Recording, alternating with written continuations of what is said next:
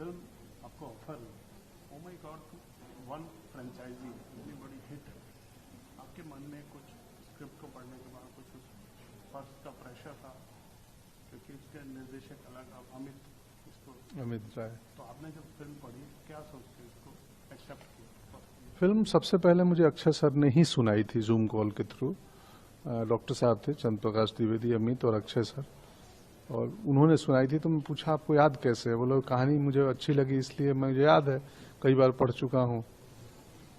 तो मैं बड़ा प्रभावित हुआ कि कहानी, और मुझे लगा कि ये अक्षय सर ही हैं जो ऐसे सब्जेक्ट को उठा सकते हैं, कर सकते हैं, तो मेन स्ट्रीम के सारे अभिनेताओं में। तो इसके लिए वो बधाई के पात्र हैं। उन्होंने ये कहानी चुनी और उस कहानी में मेरे जैसे अभिनेता को चुना, यामी जैसे अभिनेत्री को चुना, और हमें एक मैदान दे दिया कोर्ट का कि लड़ो आपस में तुम दोनों, तर्क वितर्क करो। और उतनी ही इम्पोर्टेंट जरूरी कहानी है ये, और उतनी ही संवेदना से बनी है। पिछले दिनों सेंसर में ये हुआ, बिना मतलब पैकेट खुला फिल्म किसी ने देखी नहीं, टीजर ट्रेलर पर कयास लगा रहे थे लोग। बहुत मन हो रहा था कि आके बोलने की भाई रुक जाइए, फिल्म देख लीजिए। सेंसर बोर्ड तो बाद में, उसके पहले हमारा सेल्फ सेंसर है। हम संजीदा और जिम्मेदार लोग हैं। अमित राय जो लेखक निर्देशक हैं, जिन्होंने इतना रिसर्च करके इस कहानी को लिखा है, कई सालों से लगाए हैं। तो खैर, मैं सवाल क्या था, आंसर क्या दे रहा हूँ। Over to Yami. Over to Yami. आपको पता है ऐसा क्या है इस फिल्म में, विवाद हुआ या क्या, क्यों इस फिल्म के पीछे बड़े लोग? नहीं, ये मैंने ही टॉपिक घुमा दिया। मैं उस पर जाऊंगा भी। जी। नहीं, मुझे लगता है किसी के बिहाफ पे बोलना मैंने कभी भी वो नहीं किया है। किसी और की ओपिनियन पे ओपिनियन देना मैं उसमें बिलीव नहीं करती। बाकी जब आप फिल्म देखेंगे, एक्चुअली मैं काफी पॉजिटिव हूँ, हम लोग काफी होपफुल हैं कि आपको तब वाकई लगेगा कि ऐसा कुछ नहीं है जैसा आपको कुछ स्केप्टिकल लग रहा है या क्या है इस फिल्म में। ऐसा सच में कुछ नहीं है। एक बहुत इम्पोर्टेंट सब्जेक्ट है, एक बहुत सेंसिटिव सब्जेक्ट है, खासकर बच्चों की एजुकेशन को लेकर। उसको बहुत ही खूबसूरत, बहुत ही सेंसिटिव और बहुत ही एक कोर्ट रूम ड्रामा के रूप में जो पिरोया गया है। हमारे ही जो स्तंभ है, जो ट्रेलर में भी जो लाइन है, हमारी फाउंडेशन है, उसके साथ कैसे जोड़ा गया है, वो खूबसूरती है फिल्म की। और बाकी आपके ऊपर है, जैसे फिल्म देखने के बाद आपको लगे। एंड ऑफ कोर्स एंटरटेनमेंट है, पंकज जी है तो कॉमेडी कैसे नहीं होगी इनके अंदाज में, अक्षय जी हैं, और I am very happy that I got to be a part of this film. In fact आप ओ माय गॉड की बात कर रहे थे तो इट टुक मी बैक, 2012 में रिलीज हुई थी, उसी साल मेरी पहली फिल्म आई थी विकी डोना। तो मैंने तो शुरुआत ही ऐसे सब्जेक्ट के साथ की थी जहां जिसको भी एक टैबू बोल सकते हैं। अरे, जब मैंने कितने लोगों को बताया होगा कि मैं किस सब्जेक्ट पे काम कर रही हूँ, अच्छा ऐसे सब्जेक्ट पे भी फिल्म बनती है।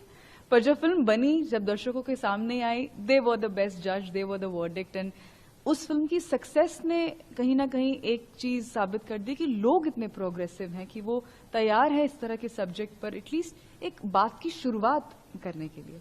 सो while of course OMG 2 has nothing to do with that subject, पर मैं सिर्फ बात कर रही हूँ उन टॉपिक्स को लेकर जो हमें लगता है जरूरी है कहीं ना कहीं एटलीस्ट एक कॉन्वर्सेशन स्टार्ट करना। और जब भी किसी चीज की शुरुआत होती है, शुरुआत पहला कदम हमेशा ही मुश्किल होगा, पर जब आप फिल्म देखेंगे आई एम श्योर आपको लगेगा कि अगर पंकज जी जिस फिल्म का हिस्सा है, हम सब हैं, जिस तरह से लिखी गई है ये फिल्म, ऐसा कुछ भी नहीं है जो आपको लगे कि संकोच हो कि अरे ये क्या है।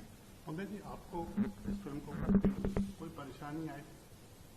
हाँ जी, लाइन से याद करने में परेशानी आई, क्योंकि वो अमित राय ने 4-4 पन्ने के सीन लिखे थे और कोर्ट रूम ड्रामा में लंबे लंबे आर्गुमेंट है। मैं बोल रहा हूँ तो 4 मिनट मैं बोल रहा हूँ, फिर उसके बाद ये 5 मिनट यामी बोल रही हैं, तो मुझे लंबी लाइनें याद करने में मुश्किल होती है। और तब जबकि आप बदल नहीं सकते, क्योंकि लीगल भाषा जो है उस आर्गुमेंट को हम अपने अनुसार नहीं कर सकते। कुछ टर्म्स है, कौन सा किसके बाद लाइन आएगी, जैसा लिखा वैसा बोलना पड़ता है। तो मुझे लाइनें याद करने में चुनौती आई और कोई खास चुनौती नहीं आई। आपने खुद बोला अक्षय सर ही इस टॉपिक को ले सकते थे, उन्होंने टॉयलेट एक्सप्लेन कर। हाँ जी, पैडमैन बनाई थी। इंटरव्यू में बच्चे बाकायदा ये सेक्स एजुकेशन पर फिल्म बच्चों का ज्ञान वर्धन करती है। जी बिल्कुल। तो हम इस टैबू से बाहर ऊपर जो भी आप सोचते हैं, जो भी कंट्रोवर्सी होती है, अभी जग्गी वासुदेव जी ने भी अच्छा ट्वीट किया, हाँ, बताया हाँ। गया।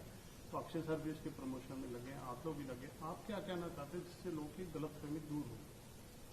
किस मामले? वो तो 11 तारीख को फिल्म देखेंगे, सारी गलत। ये तो लाइन है ही है। हाँ, हाँ। आपके हिसाब से इस फिल्म में कोई ऐसी ऑब्जेक्शनेबल चीज नहीं है? कुछ नहीं है। अमित राय का परिश्रम, मेहनत है। मेरे जैसे, यामी जैसे अभिनेता हैं, अक्षय सर हैं, तो हम जिम्मेदार लोग हैं और हम पढ़े लिखे भी हैं, समझते भी हैं, सोच भी रखते हैं। तो संभव ही नहीं है कि हमारे होते हुए सेंसर बोर्ड के पहले तो मुझे एक लाइन पढ़ा और मैंने अमित को बोला, ये रेफरेंस बताओ कहाँ से लिए हैं आप, लिखे हैं इसमें छंदोपनिषद। तो उन्होंने बोला, हम बोले भेजिए मुझे, मैं पढ़ना है। मैं खुद मंगाया, अमित ने भेजा मेरे को पास और मैं पढ़ा किताब एक लाइन बोलने के पहले। क्योंकि अगर रेफरेंस आप किसी पुस्तक का दे रहे हैं तो मुझे पता होना चाहिए कि उसी का है कि आपके मन का रेफरेंस है। तो ये सेक्स एडुकेशन पे भी फिल्म नहीं है, एक सिंपल सी कहानी है जो उस कहानी के अंत में ये एक बात आती है, सेक्स एडुकेशन उस कहानी के टुवर्ड्स द एंड आती है और ये कंक्लूजन पे भी नहीं पहुंचती, ये छोड़ देती है दर्शक पे। ये आप अपने विवेक से सोचें, इसीलिए विवेक भी नाम है किरदार का। ये आप सीरियस बता रहे हैं, हंसी मजाक में नहीं कह रहे। नहीं जी, विवेक के किरदार है फिल्म का, आप देखेंगे तो पता चलेगा। आपने जब विकी डोनर का जिक्र किया, जब आपको फर्स्ट फिल्म जब ऑफर हुई थी तो आपका जो भी मनस्थिति रही थी, जब दोबारा इस टॉपिक से रिलेट करते हुए जो प्रोग्रेसिव दादी थी विकी डोनर की, इसमें भी ऐसा कोई आपका कोई कैरेक्टर है? उस वक्त बहुत तारीफ हुई थी उस चरित्र की कि दादी का जो कैरेक्टर था वो सब बातों को आज के दौर के हिसाब से लेते। जी तो इसको आपने एज ए एडवोकेट आपने कुछ इसके लिए तैयारी की? बिल्कुल, तैयारी तो बहुत ज़रूरी है। और आप इस तरह की सब्जेक्ट पे, फिल्म पे जब आपको कोई स्क्रिप्ट मिलती है, कोई किरदार निभाते हैं, बिना तैयारी के तो आप लिटरली आप फील्ड पे उतर ही नहीं सकते। और खासकर जब एक एडवोकेट का किरदार है, आपको पता है आप इम्प्रोवाइज भी करना चाहते हैं पर एक लिमिट तक ही कर सकते हैं, क्योंकि आप कुछ ऐसी इंफॉर्मेशन बोल रहे हैं, आप ऐसी बात बोल रहे हैं जो एक फैक्ट है, तो उसको आप बहुत चेंज नहीं कर सकते। But at the same time एक फिल्म है, आपको उसको दिलचस्प भी बनाना है, आपको उसको एंटरटेनिंग भी बनाना है। बतौर एक्टर आपको भी फील होना चाहिए कि अच्छा मैंने क्या कुछ नया किया है, मेरे पास क्यों आए ये फिल्म लेकर, मैं कि एज एन एक्टर मैं क्या इसमें ऐड कर सकती हूँ। तो वो सब चीज़ें आपके होमवर्क से आपको पता चलती हैं, आप कितना काम करते हैं, कितनी बार स्क्रिप्ट पढ़ते हैं। मैं काफ़ी बार स्क्रिप्ट पढ़ती हूँ और हर बार जब आप एक स्क्रिप्ट पढ़ते हैं, सेम स्क्रिप्ट, आपको हर बार कुछ नई बात आपको समझ में आएगी, आपको लगेगा कि अरे ये पिछली बार ये बात रह गई। तो हर एक एक्टर का अपना प्रोसेस होता है। मुझे पूरा नोट्स बनाना, लिखना, बाद में पूछना क्वेश्चंस, लैंग्वेज क्या होनी चाहिए, आप एक एडवोकेट का किरदार निभा रहे हैं, आपकी जो डिक्शन है, आपकी भाषा है, आपकी क्लैरिटी है, वो बहुत करेक्ट होनी चाहिए। एंड ऑफ कोर्स आप पंकज जी के साथ काम करें, मतलब ऐसे अफोर्ड कर सकते हैं, कुछ भी ऐसे आ जाएंगे हम सेट पर। पंकज जी बहुत बहुत शुभकामनाएं आपको कि आने वाली फिल्म के लिए। जी धन्यवाद। हाँ धन्यवाद। 11 तारीख को आप अपने नजदीकी सिनेमाघरों में जाएं। एक फिल्म है जो खूब मनोरंजन करेगी और हंसाएगी, गुदगुदाएगी और एक जरूरी सी बात आहिस्ता से आपके पास कह के जाएगी, जो आपके लिए, हमारे आने वाली पीढ़ियों के लिए, हमारी सोसाइटी के लिए हमें लगता है कि जरूरी है। धन्यवाद। Thank you so much.